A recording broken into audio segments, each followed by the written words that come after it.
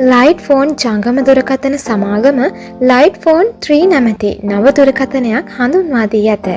ප්‍රමාණයෙන් විශාල සංකීර්ණ ස්මාර්ට් ෆෝන්ස් වලට අකමැති පිරිස් සඳහාම නිර්මාණය කර ඇති මෙය ප්‍රමාණයෙන් කුඩාවට හා සරල ලෙස නිෂ්පාදනය කර ඇත.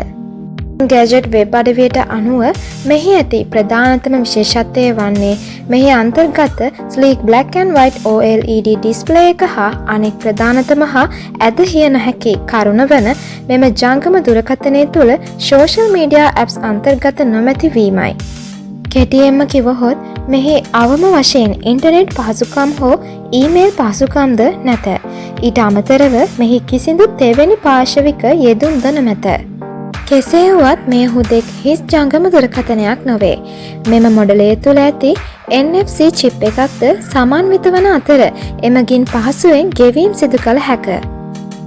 Music, text messages, flashlight එකක්, voice notes, calendar, timer and alarm මෙන්ම කුඩා කැමරා පද්ධතියක්ද මෙහි ඇත.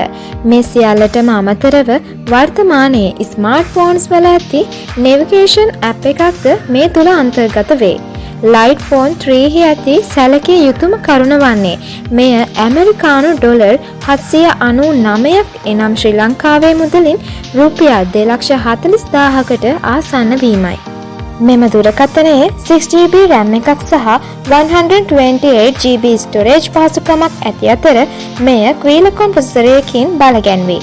මෙහි USB Type-C port එකක් අන්තර්ගත වන අතර මෙහි fingerprint එකක් සමග ඇති power button එකක් දක්නට ලැබේ. ඉතින් මේ වගේ වටිනා වීඩියෝ එකකින් නැවතත් හමු වෙමු.